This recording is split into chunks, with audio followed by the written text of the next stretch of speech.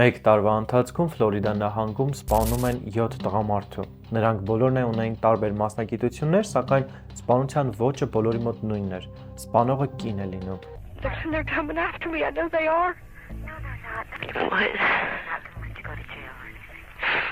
Այս կինը հայտնի է դառնում հետագայում ԱՄՆ-ում, դառնալով ամենաքննարկվող, ինչպես նաև ամենասարսափելի կերպարներից մեկը։ Այսօր խոսելու ենք Էյլիի մասին։ Էյլին հայտնի է ոչ միայն իր սպանություններով, այլ նաև դրդապատճառով։ Դա սերն էր։ Բայց մինչև տեսանյութին ասելը կխնդրեմ բաժանորդագրվես ալիքին մեկնաբանությունում կիսվես քո կարծիքով, ինչպես նաև հավանես տեսանյութը եւ տարածես այն։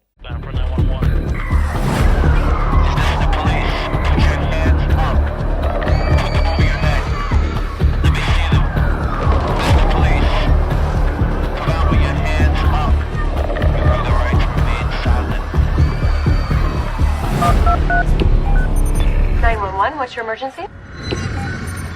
Էլին Ուորսոնը ծնվել է 1956 թվականի փետրվարի 26-ին ԱՄՆ-ում։ Նրա երկու ծնողներն էլ անչափահաս էին այդ ժամանակ։ Մայրը 15-16 տարեկան, հայրը 17-18 տարեկան։ Էլիի ծնվելու պահին հայրը գտնում էր բանտում պետոֆիլիայի հոդվածով եւ կարծես թե նրանք կյանքում այլևս չեն էլ հանդիպում։ Կարելի է ասել, այստեղից է գալիս Էլիի բոլոր խնդիրները, չի ունենում տղամարդու որևէ իդեալ, որի հետ էլ հետագայում կհամեմատեր եւ կընտրեր իր ապագա ամուսնու։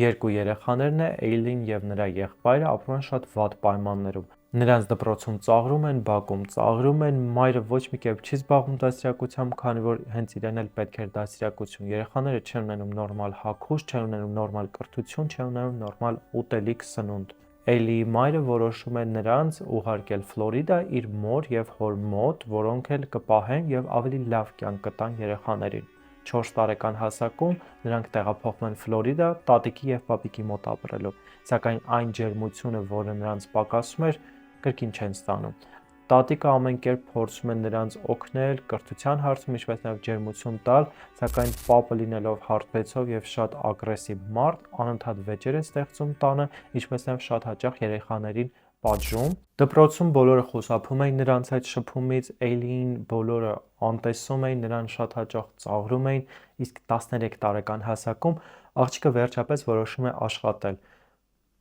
որպես մանրավաճառ։ Աղջիկը անցնում է աշխատանքի եւ փողոցի միջոցով սկսում ինքն իրեն պահել, սկսում է իր մարմինը վաճառել, սակայն շատ հաճախ լինում է դեպքեր, երբ աղջկան ուղակի բռնաբարում են կամ նույնիսկ ծեծում են, գումար չեն տալիս եւ թողնում գնում են։ Այս դեպքերին գումարում է այն փաստը, որ ըստ վարկածի 14 տարեկան հասակում պապի ընկերներից մեկը աղջկան բռնաբարում է։ Էլին ողջ ընթացքում թաքցնում է այս ամենը, անցնում է որոշ ժամանակ, մի քանի ամիս եւ փորը սկսում է երևալ։ Երբ տատը ու պապը հարցնում են ինչ է եղել, նա ամբողջը պատմում է, սակայն ոչ ոք համարյա չէր հավատում աղջկան։ Էլիին ուղարկում են հատուկ հաստատություն, որտեղ անչափահաս երեխաները կարող էին ծննդաբերել, նրանց պահել, ինչ-որ ժամանակ այնտեղ ապրել։ Ծննդաբերությունից հետո Էլին չեն թողնում, որպեսզի նա նույնիսկ երեխային գիրկը վերցնի եւ նրան, ինչպես ծննդատնից, այնպես էլ տնից վռնդում են դուրս։ Նա սկսում է իր կյանքը ապրել անտառներում, փողոցներում եւ տարբեր տղամարդկանց մեքենաներում։ Երեխայի ունենալուց հետո շուրջ 6-7 տարի անց նրա կյանքում համարյա թե ոչինչ չէր փոխվել։ Նույն կերպ նա գնում էր մանրավաճառությամբ էր զբաղվում, վաստակում գումար, որպեսզի ապահովի մինիմալ իր ծախսերը, մինիմալ սնունդ իր համար գնի եւ վերջ։ Էլին ողջ կյանքը համարյա թե ապրում է տարբեր անտառներում, ինչպես նաեւ տարբեր վարձով բնակարաններում, որոնք այդքան էլ լավ վիճակում չէին գտնվում։ 20 տարեկան հասակում աղջկա կյանքը փոխվում է։ Նա հանդիպում է մի տղամարդու, ճիշտ է, իրենից տարիքով մեծ, բայց հանդիպում է մեկին, ում սիրահարվում է։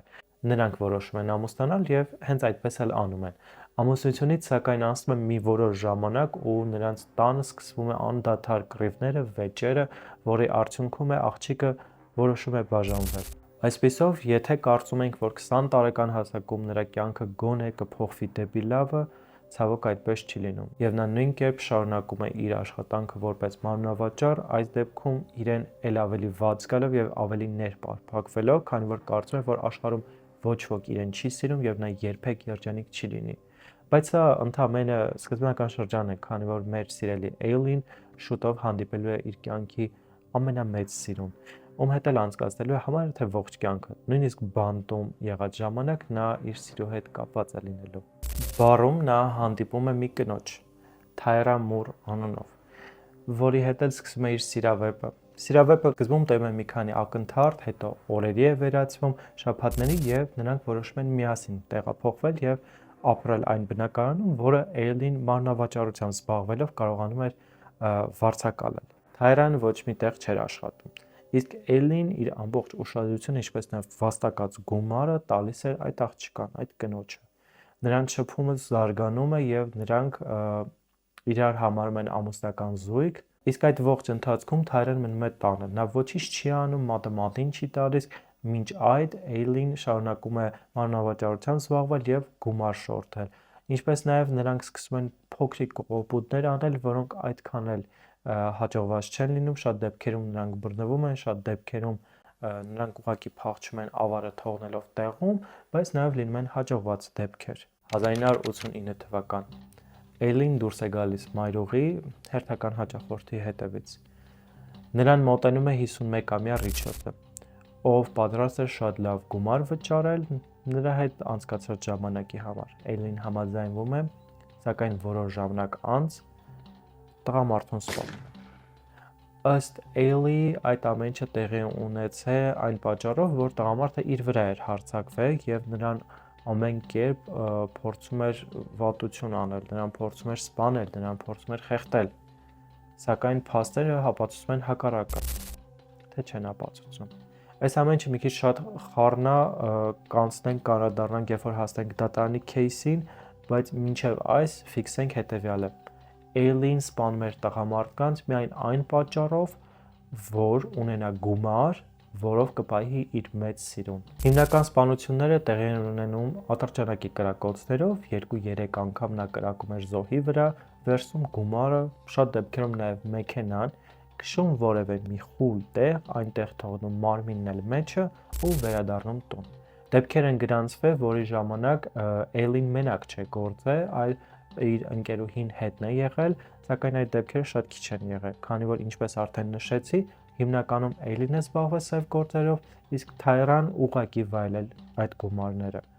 Տղամարդիկ չեն եղել ոչ այդքան հարուստ, ոչ այդքան աղքատ, եղել են միջին խավի ներկայացուցիչներ, իսկ նրանց ընտրությունը շատ պատահականորեն է եղել։ Այսինքն չի եղել միտում Էյլի կամ իր ընկերուհու կողմից, որ կոնկրետ այս մարդը պետք է լինի զոհը, թե այս մարդը։ Նա ուղղակի մեքենան կանգնեցրել է, որպեսզի իր ծառայությունները մատուցի, որից հետո տղամարդուն սպանել է։ Այսպես սպանում է Էյլին 7 տղամարդու։ Բոլորին սպանում է միայն մեկ նպատակով՝ գումար ունենա, որպեսզի տանի տուն, տա ընկերուհուն։ Եվ վերջ։ Ոչ մի ուրիշ նպատակ չի լինում, բայց նաև հոգեբանները նկատում են, որ ամեն սպանությունից հետո նա ավելի դաժան էր դառնում եւ միգուցե այսպես նա կարողանում էր իր ներսի զայրույթը արտահայտել ինչպես արական սեռի ներկայացուցիչների հանդեպ, այնպես էլ առհասարակ ամբողջ աշխարհի, քանի որ ըստ վարկածի Էյլի հոգեբանության վրա շատ մեծ ազդեցություն է ունեցել իր մանկության տրավմաները, ինչպես նաև այն փաստը, որ նա 20 տարեկան հասակում բաժանվեց եւ չկարողացավ իր կյանքը կազմել։ 1990 թվական հուլիսին գտնում են 40-ամյա Չարլզի Դին իր մեքենայի մեջ։ Դիակի վրա կար ինչպես ատրճանակի, այնպես էլ ձեռքի վնասվածքներ։ Այդ ամենը նրան հասցրել էր Էյլին, ով փորձել է նրան դաժանորեն սպանել, սակայն մեկ է այդ ամեն ինչը շատ լուրջ չի գնացել, ինչպես մյուս մարդասպանների դեպքում է, այսինքն մեկ է նա չի կտրատել, չի փորձել կանիբալիզմով զբաղվել, միշտ հիմնականում նա կրակել է կամ եղել է դեպքեր, որ սկզբում փորձել է խեղդել, հետո նոր կրակել ու սպանել տղամարդուն։ Ոստիկանները հասկանում են, որ Չարլզը, ինչպես նաև դրանից առաջ սպանված 6 տղամարդիկ նույն մարդու ձեռագիրն են։ Այստեղ Էյլին գործում է իր ամենամեծ սխալներից մեկը, որը կարող է անել սերիական մարդասպանը։ Նա թողնում է հետքեր իր հետևից։ Նա թողնում է ինչպես դիակը մեքենան տեղում, այնպես էլ իր մատնահետքերը տարբեր առարկաների վրա, սկսած մեքենայի դռնից, վերջացած տարբեր առարկաներից, որոնք նա մեքենայի մեջ օգտագործել էր եւ դեն նետել կամ ճանապարհին, կամ հենց մեքենայի մեջ։ Մատնահետքերը շուտով հավաքվում են,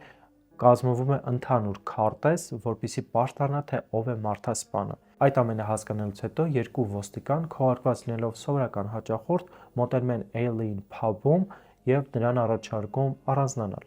Դրանից հետո նրան ձերբակալում են, իսկ հարցաքննության արդյունքում ամենը պարզվում է։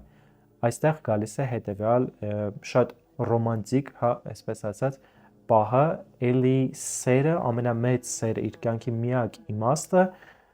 մատնում է աղջկան։ Նա որոշում է, որ պետք է մատնի եւ ապրի իր կյանքը շատ հանգիստ։ Ինչպես է սա տեղի ունենում։ Ոստիկանները առաջարկում են Թայրային, որպեսզի նա ցուցմունք տա Էլիի դեմ, եթե չտա, ապա այդ դեպքում նրան որպես հանցակից նույնպես կդատեն։ Թայրան համաձայնվում է եւ խոսակցության արդյունքում, որը նա ունենում է Էլիի հետ, այդ ամբողջ ընթացքում նա նրան տալիս է տարբեր հարցեր, սկսած ինչու սկսեցիր սպանել, բայց դու սա պետք է այսպես աներ, նա այսպես աներ, ու այդ ամենը ձայնագրվում է։ They're coming after me. I know they are. No, they're not. You know what? I'm not going to let you go to jail or anything. Listen, if I have to confess, I will. Okay. Yes. Why the hell did you do this? Why did you do this? If I have to confess everything just to keep you from getting in trouble, I will. Okay. I love you. No. We'll do it now. Get it over with. Right this very moment. Էլին չի էլ հասկանում, որ իրեն տեսակցության եկած իր սիրեցյալը, իր միակ սերը, այդ ամենը օգտագործում է, որպեսզի հետագայում Էլին ցմահ բանտարկվի։ Թայրան ողջ ընթացքում զանգահարում է, ինչպես նաև այցելում է Էլին եւ փորձում ամեն կերպ նրանից որքան հնարավոր է շատ ինֆորմացիա կորզել, որպեսզի դատարանում բավականաչափ ապացույցներ ունենա, որ նրան էլ չձերբակալեն։ 1992 թվականին սկսվում է Էլիի դատը։ Դատարանում նա հանդես է գալիս միանգամից երկու դերով։ Նրան մի մասը մեղադրում էր, ասում էր, որ նա հրեշ է, իսկ մյուս մասը արդարացնում էր, ասելով, որ այս կինը իր կյանքը փորձել է դասավորել եւ սա անհաջողություններ է, քանի որ նրա հանդեպ փորձել են սեռական բռնություն գործածել եւ նա ինքնապաշտպանվել է։ Էլիի կյանքը մինչեւ այս թույլ էր տալիս այդ ամեն ինչը հենց այդպես է ներկայացնել, այսինքն դատարանը հաշվի առնելով իր մանկությունը, իր բոլոր ունեցած դեպքերը, հասկանում էր, որ միգուցե իրականում այս ամեն ինչը եղել է ինքնապաշտպանություն, այլ ոչ թե սպանություն կանխամտածված։ 1992 թվական հունվարի 31 դատարանի որոշմամբ Էլինը մահապատժի է ենթարկվում էլեկտրական աթոռով։ 2002 թվական հոկտեմբերի 9 Էլիի վերջին օրը։ Դատարանի որոշմամբ նա պետք է մահապատժի ենթարկվի էլեկտրական աթոռով։ Սպասելով իր դատավճռին տարիներ, այսօր վերջապես գալիս է այն օրը, երբ որ նրան պետք է մահապատժի ենթարկեն։ Որպես վերջին ցանկություն նրան հարցնում են ինչ ուտելիք կցանկանաս, որ ուտես։ Քանի որ նման օրենք գոյություն ունի եւ վերջին պահին բանտարկյալը ինչ ուտելիք ցանկանա, դա պատրաստվում է նրա համար եւ նա կարող է վայելել, հետո նոր մահանալ։ Էլինը խնդրում է ուղղակի մեկ բաժակ սուրճ, որը խմելուց հետո նա պատրաստ էր իր ճակատագրի ավարտը ընդունել։ 6 րոպե։ Նրան ներարկում են նյութ, որը պետք է մարմինը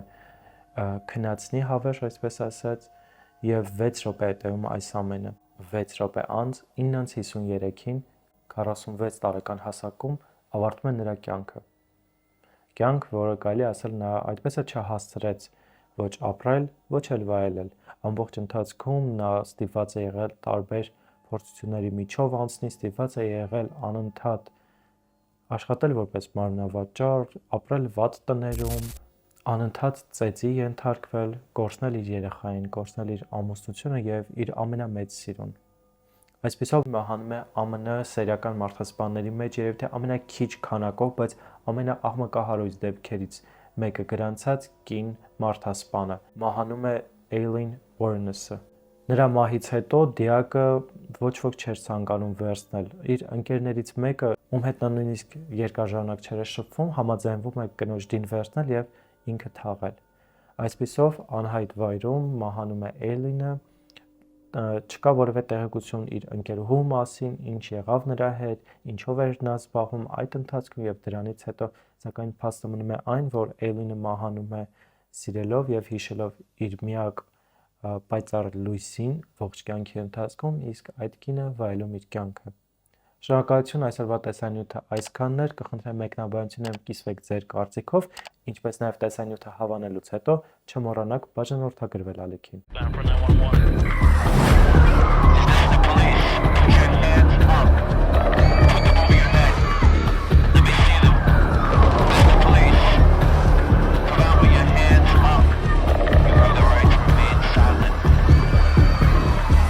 911, what's your emergency?